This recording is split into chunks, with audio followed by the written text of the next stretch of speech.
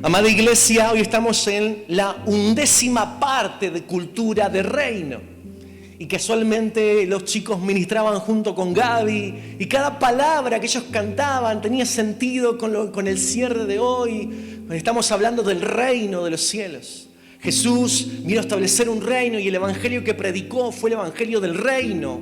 Pero no solamente como un mensaje lindo, bonito o disruptivo para esa época, sino que aprendimos que esto no se puede quedar en palabras, tenemos que aterrizarlo y llevarlo a la vida diaria. Por eso estamos hablando de cultura, de reino. No solamente predicamos, vivimos lo que predicamos. Se tiene que notar, hay un estilo que la iglesia tiene a la hora de relacionarse, de caminar, de enfrentar los problemas de la vida que tienen que ver con el reino de los cielos. Y hoy estamos viendo la 11ª sesión de Cultura de Reino. Comenzamos esta serie con la intención de ver cómo Cristo se multiplica en la medida que la iglesia crece de manera saludablemente. No queremos un crecimiento inorgánico, a la fuerza, un crecimiento que no sea dado por el Señor. El cuerpo crece saludablemente cuando está alineado al patrón bíblico, al diseño de Dios, a la manera de ser como Jesús lo estableció. Y cuando nos metimos en las Escrituras, comenzamos a poner de a uno los ladrillos que tenían que ver con esta conversación de cultura de reino. Y el primer ladrillo que pusimos fue cultura de honra. Y recuperamos este principio tan importante y tan poderoso del reino que es la honra. La honra para proteger el corazón, para poder tener una relación apasionada con Jesús, pero una relación correcta unos con otros. Recuperamos la honra como un principio espiritual. Y la honra tiene que ver con valorar, darle valor a la persona que Dios puso al lado tuyo. Y si Él es tu máximo valor, honrarás al Señor con toda tu vida. Cultura de honra. El segundo ladrillo que pusimos fue cultura de servicio.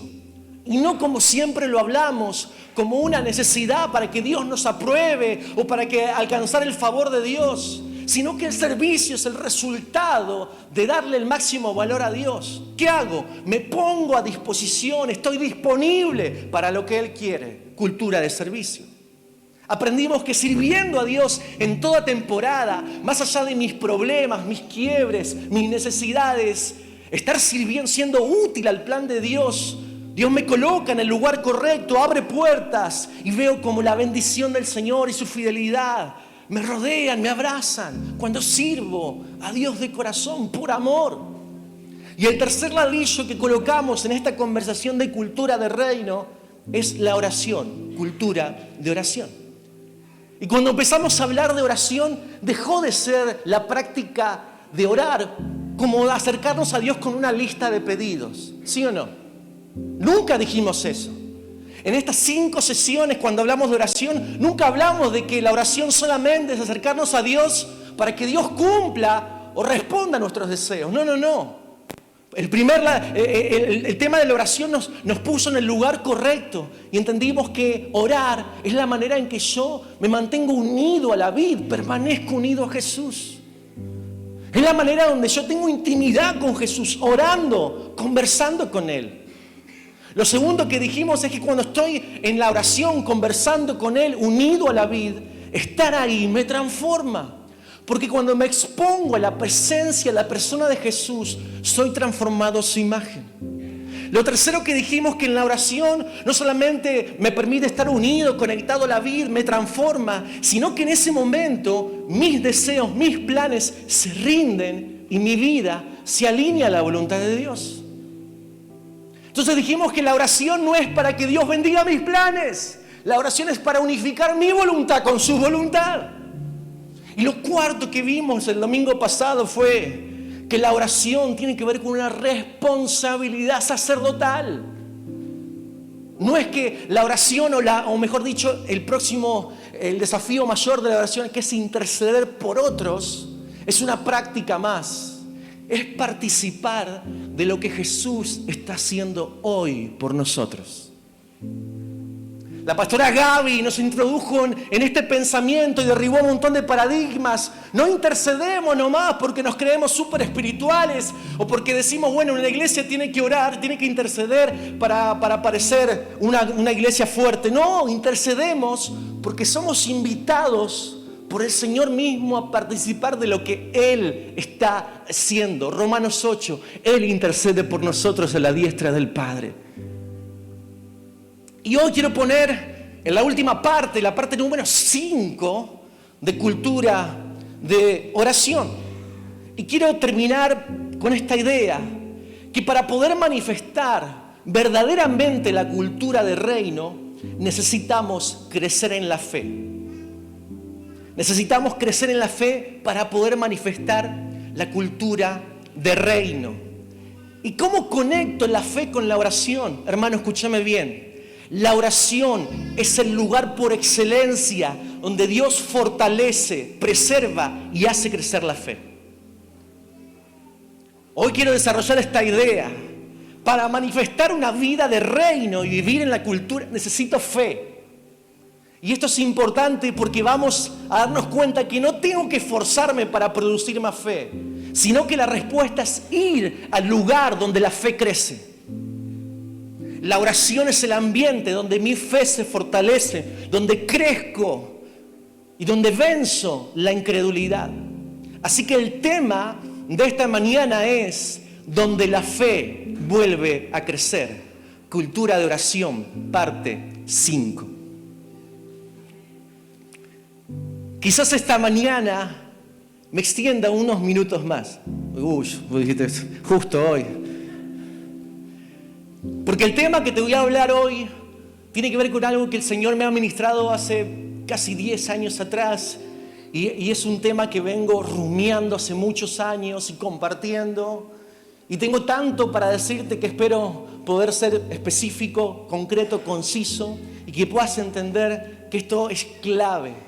La oración me conecta con la fe, con el desarrollo, el crecimiento y la fortaleza. ¿Dónde? En mi fe. Y para eso voy a estar trabajando quizás 2 temas. Voy a hablar primero de la incredulidad y después voy a conectar la oración con la fe. ¿Por qué voy a hablar de la incredulidad? Porque lo que atenta y lo que debilita la fe es la incredulidad. Y vamos a ver que la respuesta a todo esto es la oración. Así que el primer punto que voy a empezar a desarrollar en esta mañana es: lo que enferma el corazón es la incredulidad. Lo que enferma el corazón es la incredulidad. Y ahora vamos a ver de qué manera sutilmente las dudas y las semillas de incredulidad se calan, se meten en el corazón sin que te des cuenta. Hay un texto en Hebreos 3, versículo 12. El autor a la carta a los Hebreos desarrolla muchas ideas con respecto al pueblo de Israel, a la fe, al reposo. Pero en el versículo 12 dice: mirad, hermanos, que no haya ninguno de vosotros corazón malo de incredulidad. El Hebreos dice: miren, hermanos, el autor le está hablando a judíos que se convirtieron al cristianismo, que creen en Jesús, que están abrazando la gracia aún con cierta dificultad, y le dice: tengan cuidado que no haya ninguno de vosotros corazón malo de incredulidad. Como que está diciendo: hay algo que puede afectarte mucho y transformar tu corazón en un corazón malo. Porque cuando el corazón se llena de incredulidad, el corazón se endurece. Y cuando se endurece, a los ojos de Dios, nuestro corazón queda como un corazón malo. Y el asunto es serio, porque el resultado de un corazón endurecido es la pérdida de la vida plena en Cristo y no poder vivir el reino de los cielos. El resultado de un corazón endurecido es la pérdida de la vida plena en Cristo y no poder vivir el reino de los cielos en la tierra. Hermano, y entendeme bien a lo que me refiero. Cuando hablo de incredulidad, no me estoy refiriendo a un deliberado no creo en Dios. Ninguno de nosotros diría no creo en Dios. O si alguno dice eso, hoy es el día para que le abras el corazón al Señor.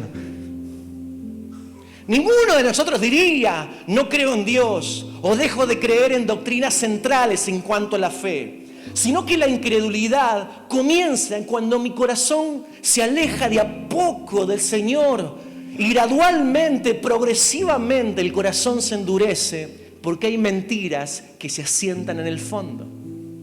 Esto generalmente suele ocurrir de dos maneras. Primero puede ser que sin darte cuenta, por la actividad, los problemas, la vorágine de la semana, dejas de orar, dejas de depender de la palabra de Dios, dejas de buscar a los que te guían en la fe, dejas de estar conectado al cuerpo y todo ese espacio vacío lo comienza a ocupar la duda, siempre. Todo ese espacio vacío da como resultado que la fe se debilita. Pero por otro lado, también está esta situación. Existe la posibilidad de que haya gente que se congrega, que está sirviendo, que está liderando, y a pesar de estar en la dinámica de la iglesia, el corazón se endurece igual. Porque permite que pequeñas semillas de duda se instalen en el fondo del corazón y no se dan cuenta. Es importante entender que la incredulidad enferma el corazón, lo endurece, evita que pueda vivir la vida plena en Cristo y el reino de los cielos. Pero lo segundo a comprender importante es que la incredulidad no ocurre de la noche a la mañana. Es gradual, progresiva, sutil. Es algo que opera lentamente en el fondo del corazón. Y es importante entender este asunto por lo que dice la palabra de Dios, Hebreos, en capítulo 3. Porque esto me lleva al segundo punto. La incredulidad es lo que impide que alcancemos las promesas de Dios. La incredulidad impide que alcancemos las promesas de Dios. En Hebreos capítulo 3 y 4, el autor habla del pueblo de Israel que salió de Egipto. Hermano, el pueblo de Israel vio milagros, vio al Dios vivo en su desierto. Fue testigo del poder de Dios, caminó siendo sostenido de forma sobrenatural. Sin embargo, ¿sabes qué ocurrió? Gran parte de esa generación no entró en la tierra prometida. Y no fue porque Dios no es fiel a sus promesas, sino porque la dureza de su corazón los alejó de la promesa que Dios les había dado. Había incredulidad en ellos. Fue la falta de confianza en Dios lo que hizo que toda una generación muera en el desierto y no entre en la tierra prometida. La mayoría de los que salieron de Egipto, en el camino, algo pasó. Dejaron de creer en Dios. Eligieron quedarse en su propia conversación de desconfianza y de victimización. No alcanzaron la promesa de Dios. El corazón se volvió duro. Y Hebreos dice, se volvió un corazón malo. Y eso no fue de la noche a la mañana, sino que de a poco eso fue ocurriendo en su interior. Pequeños pensamientos de duda se instalaron en el corazón y crecieron a tal punto que terminaron con un corazón enfermo. Y la incredulidad terminó robándoles aquello que Dios había preparado, lo que Dios les había prometido. Hermano, y esto nos interpela a nosotros. ¿Por qué? Porque puede pasar que conozcamos a Cristo. Puede pasar que conozcamos al que nos sacó de Egipto y rompió nuestras cadenas. Pero en el momento de caminar en el desierto de la vida, quizás nos quedemos detenidos, llenos de duda, y quizás terminemos muriendo sin ver la promesa de Dios. Y puede pasar que la incredulidad termine endureciendo el corazón y nos deje sin experimentar lo que Dios prometió, su reino, lo que Él preparó para nosotros. Quiero hacerte algunas preguntas. ¿Cuántas promesas Dios te ha dado en Cristo? ¿Cuántas oportunidades el Señor te ha dado desde que te libró de tu vieja vida? ¿Cuántas victorias has visto porque te tomaste de su mano? Pero aún así parece que eso a veces no alcanza. Lamentablemente muchas de las promesas de Dios terminan convirtiéndose en un y podría haber sido. Pero no porque Dios falla o no cumple sus promesas, sino porque la incredulidad terminó ahogando esa fe que un día te llevó a los pies de Cristo. Y es tan fuerte esto que Hebreos da el diagnóstico, el corazón se endurece, La incredulidad enferma el corazón, te impide que alcances las promesas de Dios. Pero para ver el cuadro completo, te quiero mostrar algo más que produce la incredulidad y el corazón endurecido. La incredulidad y el corazón endurecido impide que puedas ver no solamente sus promesas, sino que no te deja ver el poder de Dios en tu vida. El tercer punto es: la incredulidad nos impide ver el poder de Dios. Y acá me voy a parar en un pasaje que es extraordinario y voy a leerlo de forma completa porque quiero que recuerdes cada momento en el cual Jesús participó. Así que para ver este punto de cómo la incredulidad te impide ver el poder de Dios en tu vida, quiero que vayas conmigo a Marcos capítulo 9. Marcos capítulo 9, vamos a leer, son casi 15 versículos, pero quiero que vos prestes atención a esta historia. Dice Marcos 9, 14 al 29. Cuando llegó, ¿quién? Jesús, a donde estaban los discípulos, vio una gran multitud alrededor de ellos y escribas que disputaban, peleaban con ellos. Y enseguida toda la gente, viéndole a Jesús, se asombró y fue corriendo a él y le saludaron. Y Jesús les pregunta: ¿qué disputáis con ellos? Y respondiendo uno de la multitud dijo: Maestro, traje a ti mi hijo que tiene un espíritu mudo, el cual donde quiera que le toma, lo sacude y echa espumarajos y cruje los dientes y se va secando. Y dije a tus discípulos que lo echasen fuera y no pudieron. Y respondiendo Jesús les dijo: oh generación incrédula, ¿hasta cuándo he de estar con vosotros? ¿Hasta cuándo os he de soportar? Tráiganmelo. Y se lo trajeron.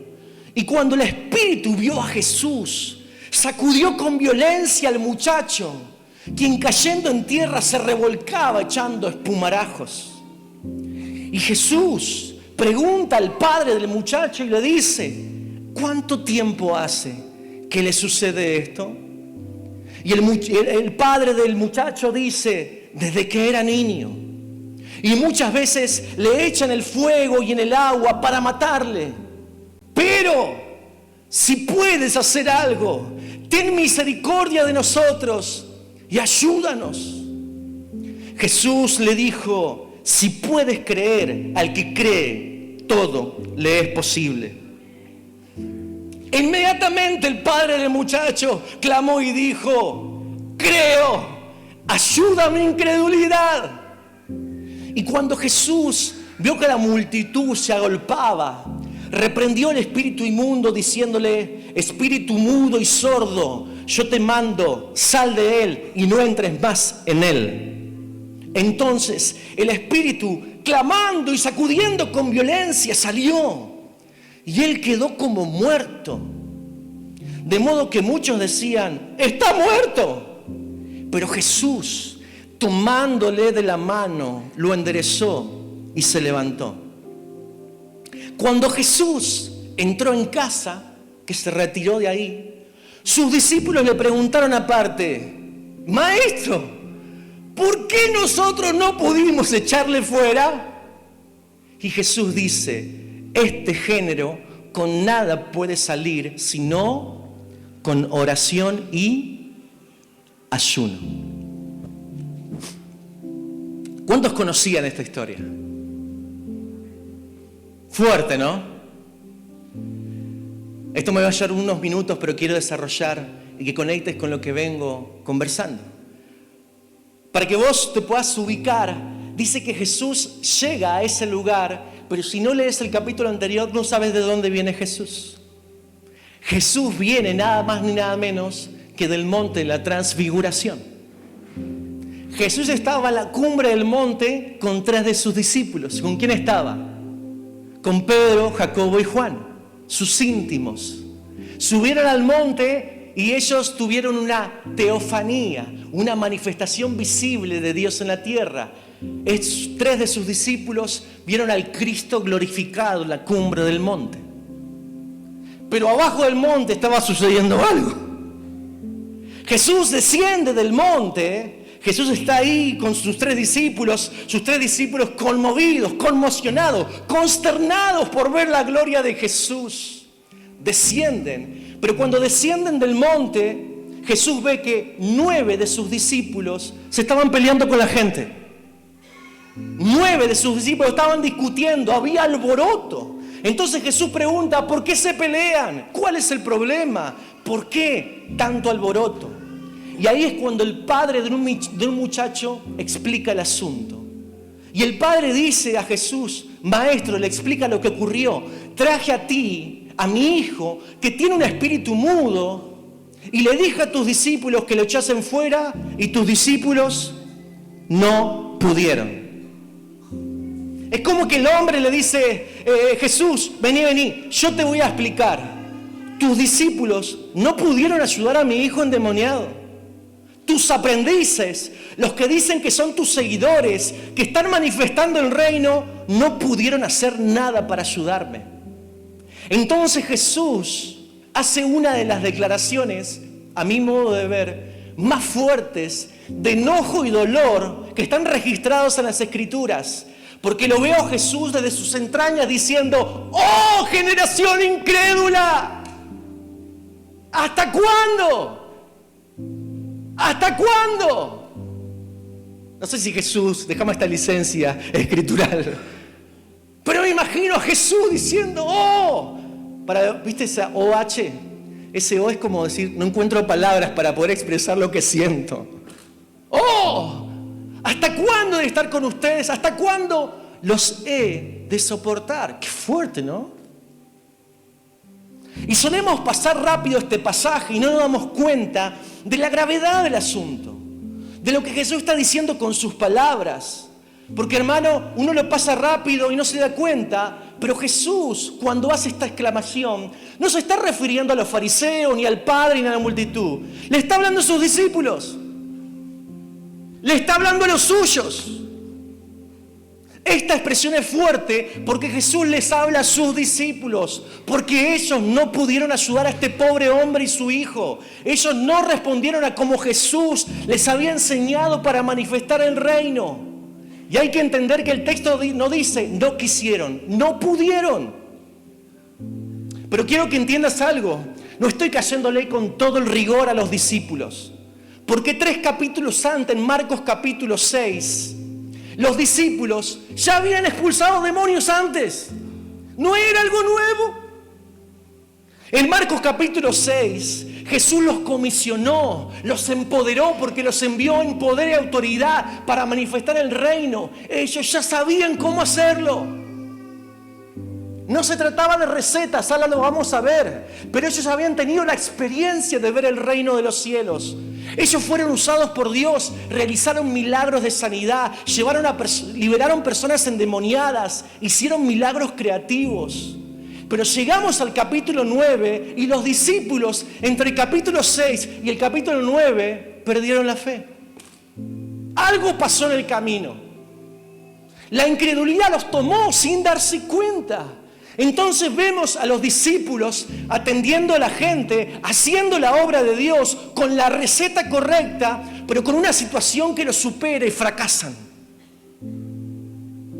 Y esto nos enseña, hermanos, que podemos estar ocupados para Dios y en algún momento, en alguna parte del camino, sin darnos cuenta, dejar de confiar en Dios y empezar a tener el corazón endurecido.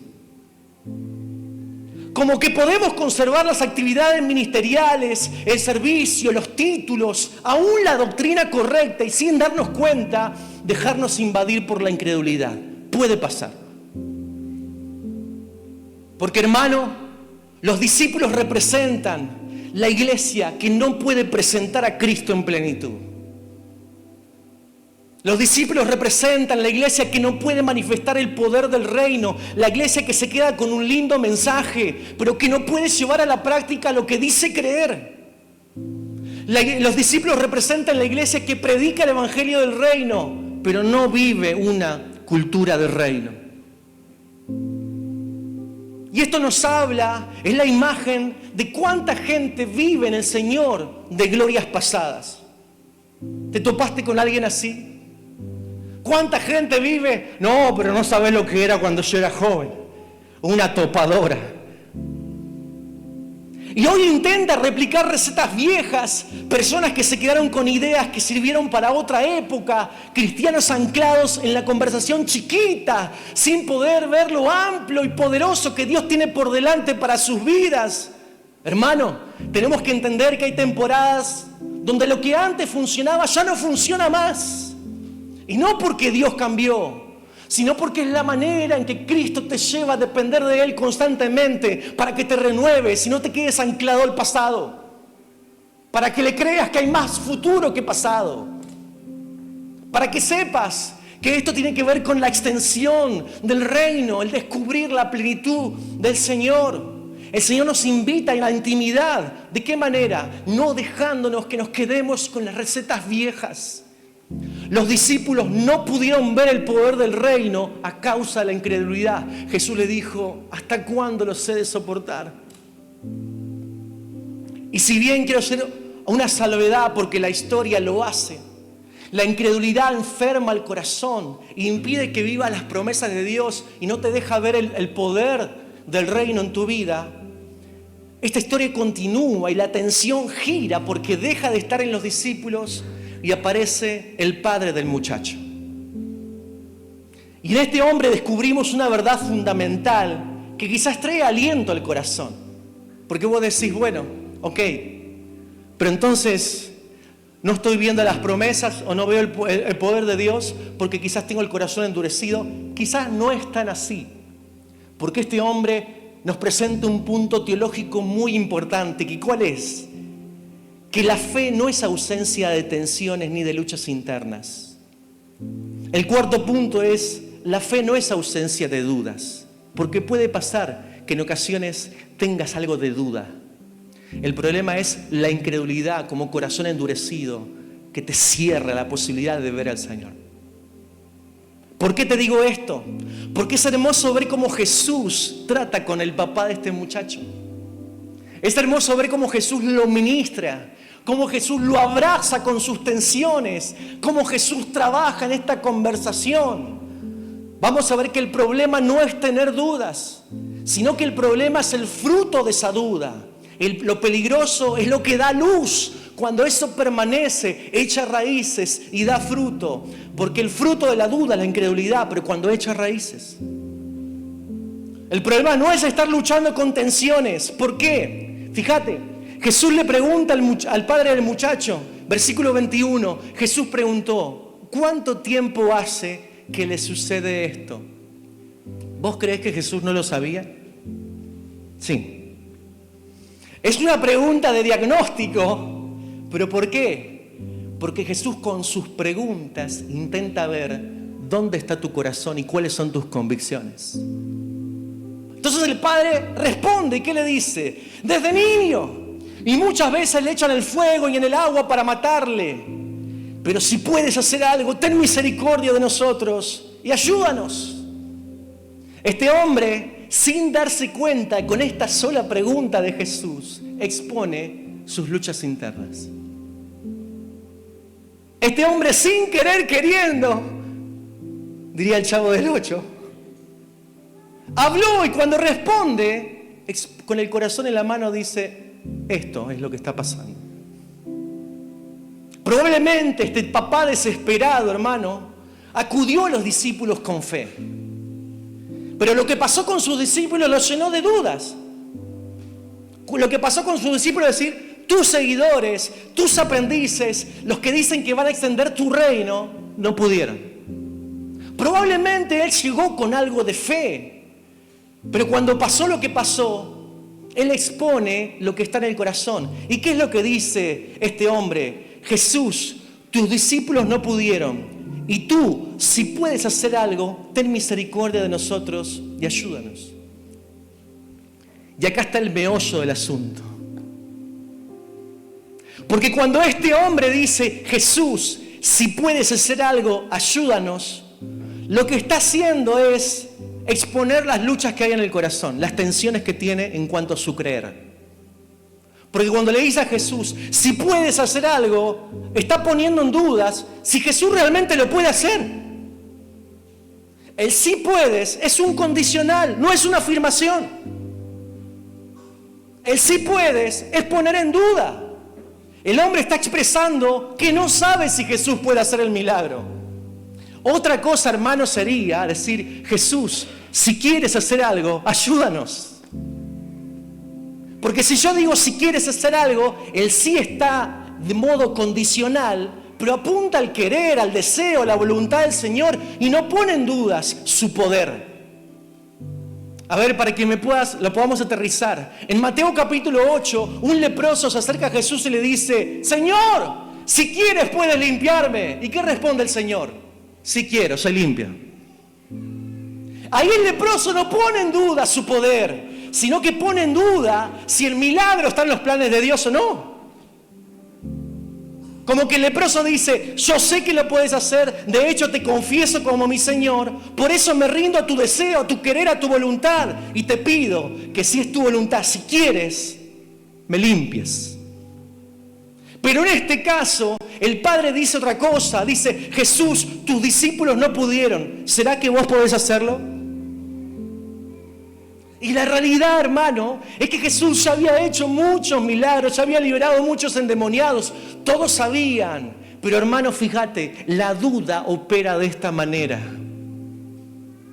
Más allá de las evidencias que tengas, la duda es una pequeña semilla que se introduce en tu corazón sin que te des cuenta y hace que tu fe se debilite. Inclusive la duda hará hacerte creer que Jesús lo puede hacer, pero con otros y no con vos.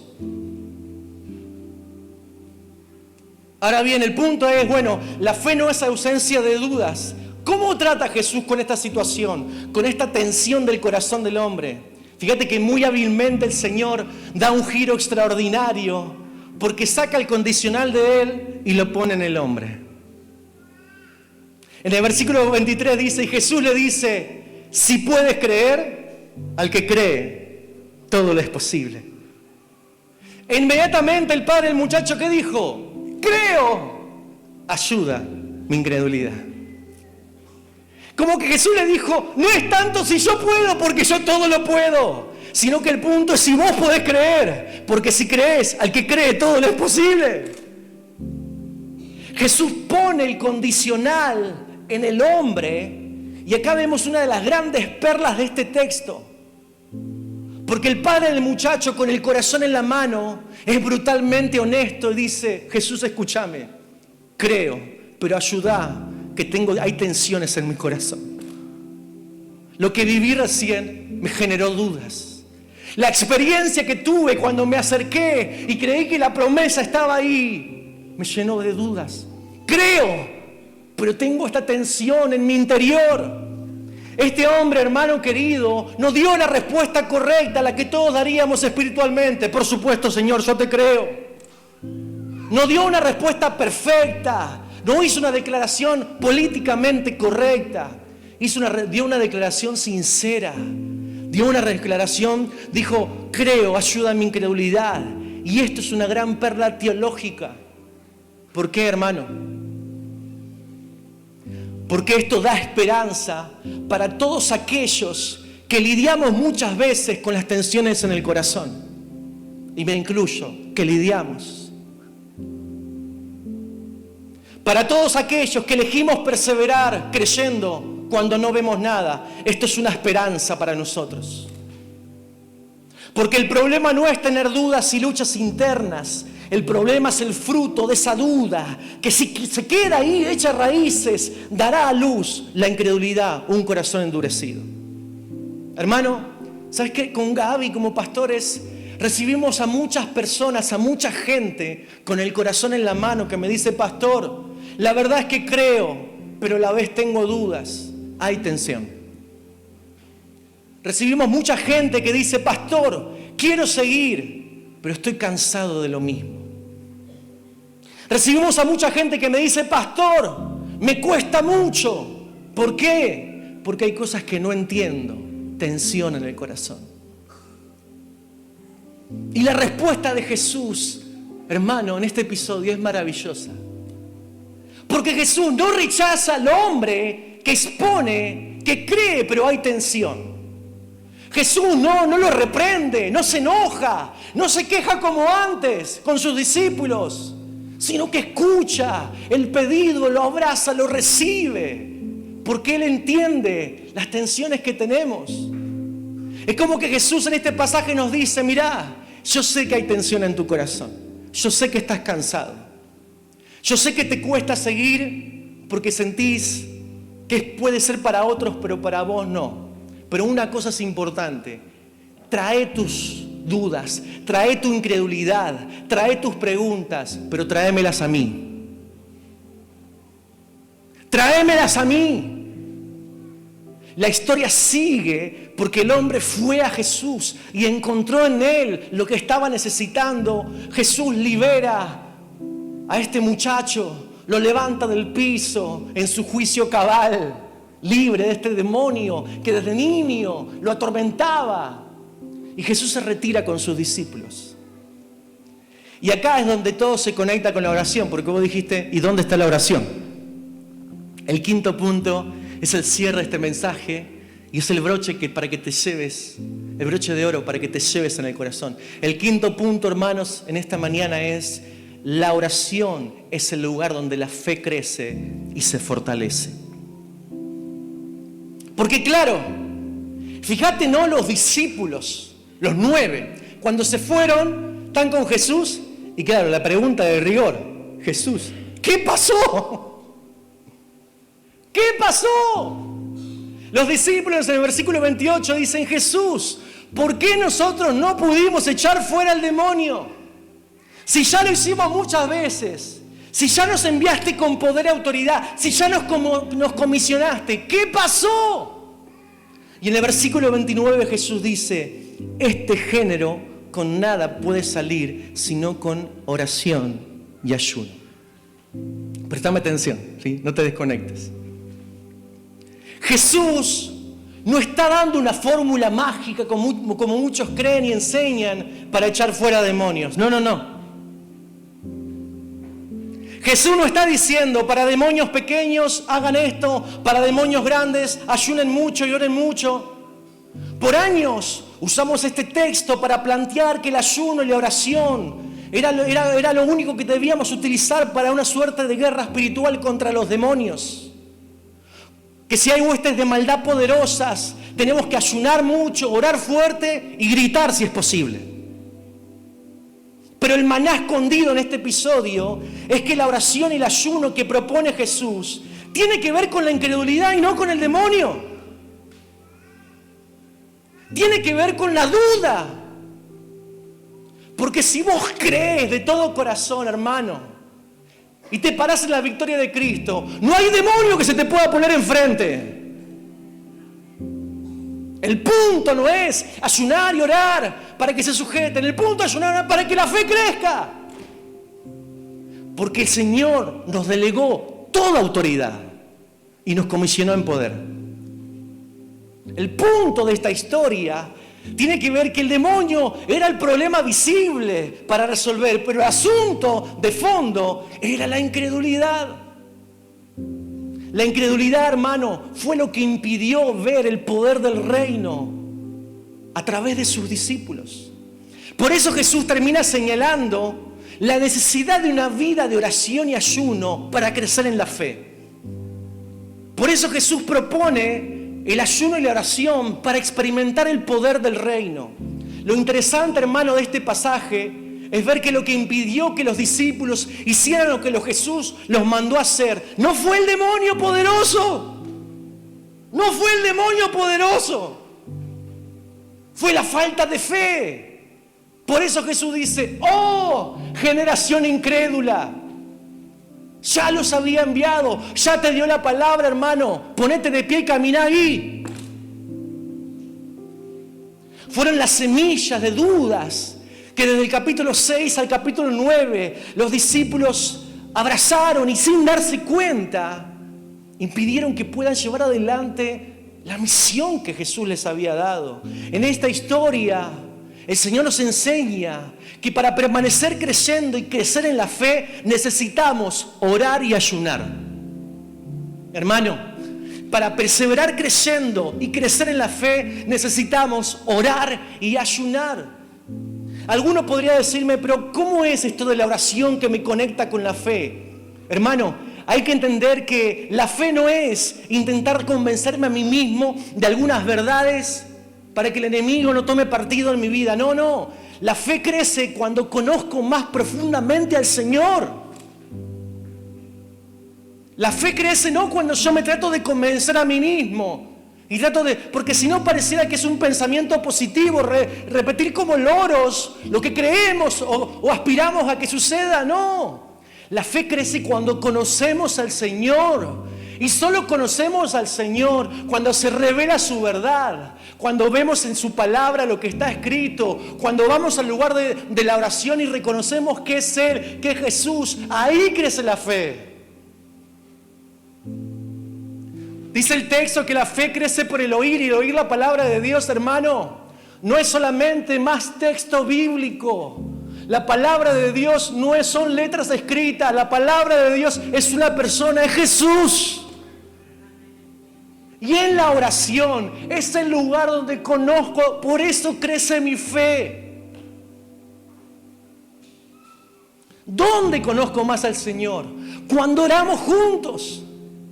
Porque cuando oro, sus promesas vienen a mi corazón, escucho su voz, veo cómo me ha sostenido a lo largo de la historia con fidelidad, ordeno mis pensamientos, entrego mis cargas, mientras permanezco en Él, la fe crece. ¿Sabes qué? No es casualidad que muchas personas que dejan de orar lentamente se llenan de dudas. Y tampoco es casualidad que las personas que perseveran en la presencia de Dios en oración desarrollan una confianza mucho más profunda en Jesús.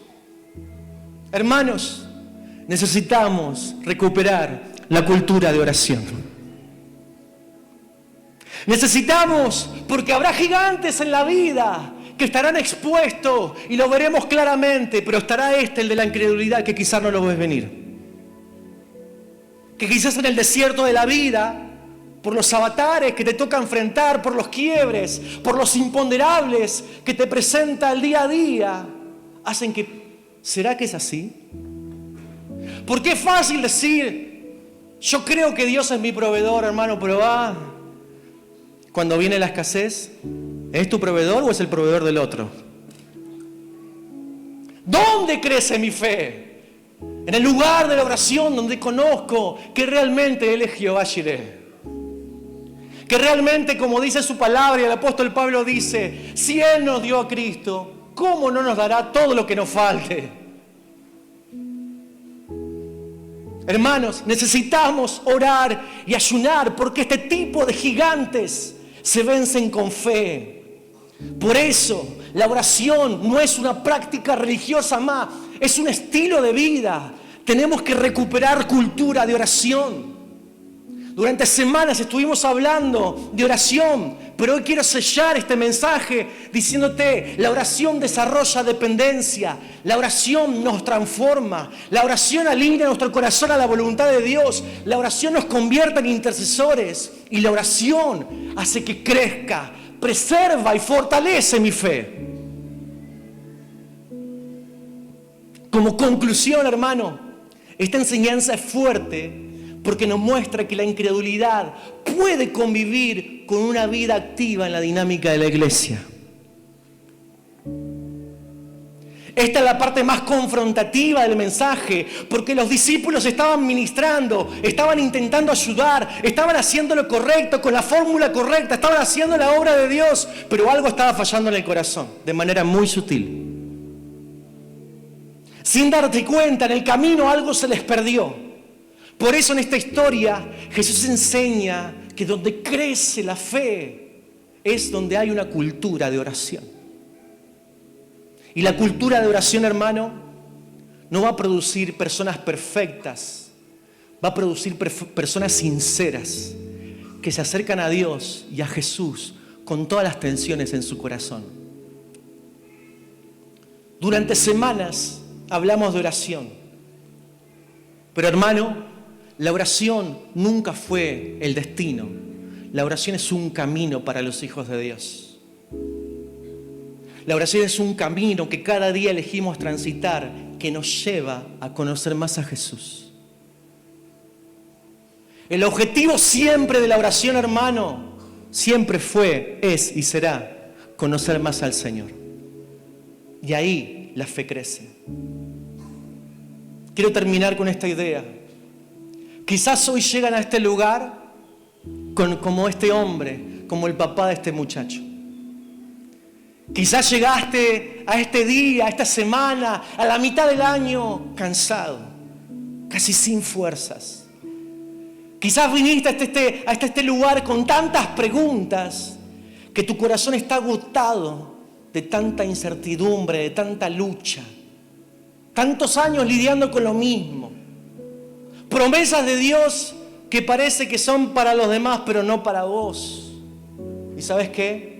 La buena noticia del Evangelio no es que Jesús rechaza a los que tienen tensiones o tienen dudas, sino que Jesús a todos ellos los está esperando y los quiere abrazar. La buena noticia del Evangelio es que Jesús recibe a quienes con sinceridad llevan sus dudas, sus tensiones a su presencia y se rinden y son sinceros como este hombre y dicen: Jesús, creo, pero ayuda a mi incredulidad. No quiero aparentar más. Creo, pero necesito ayuda.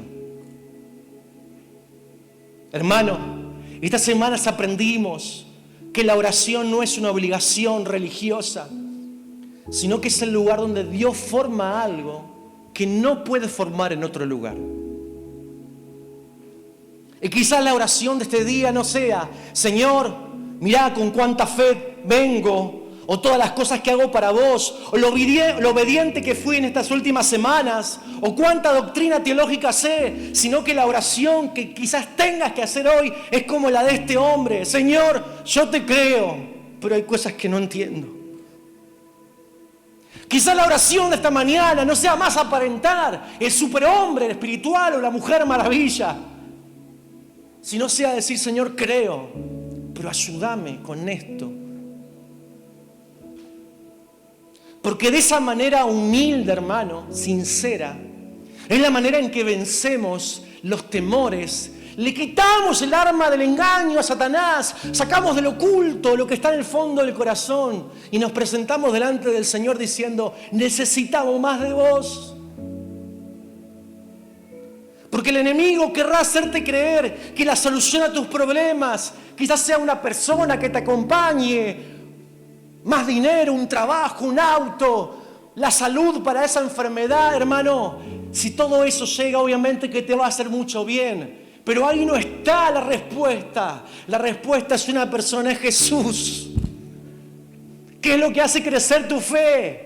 Y hace que camines en las promesas cuando no veas nada y veas el poder del reino que opera en tu vida. Hoy podés venir ante su presencia con el corazón en la mano para que oremos juntos. Porque la oración es uno de los medios que Dios usa para mantenernos cerca de su corazón. En estas semanas la oración nos metió en las cámaras del Rey. No te vayas de ahí. La oración es la manera que Dios usa para mantenernos cerca de su corazón. Y ahí la fe crece.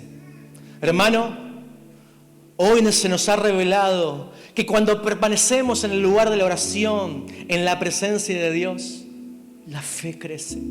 La incredulidad pierde fuerza y veremos lo que Dios habló a principio de año, cómo Cristo se multiplica. ¿Cuántos le creen al Señor? Hoy empezamos cantando: yo veré tu reino aquí, yo creeré.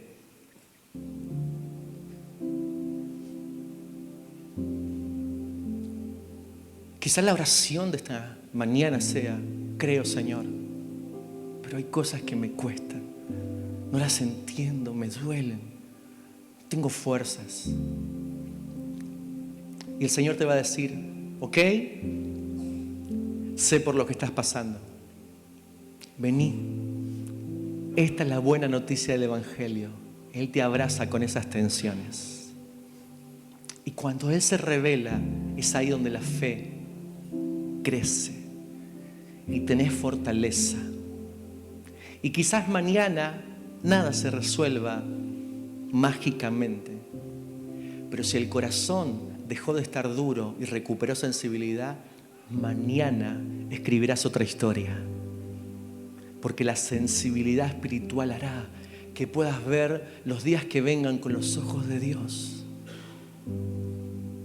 Y te permitirá ver que en medio de tus dudas y tensiones hay uno que te sostiene. Porque fue Jesús el que levantó al muchacho del piso. Él mismo te levanta.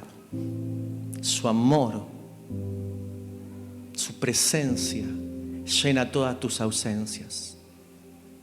Este es el día para acercarnos al Señor con sinceridad. Vamos a orar. Yo voy a pedir a los chicos que pasen del ministerio.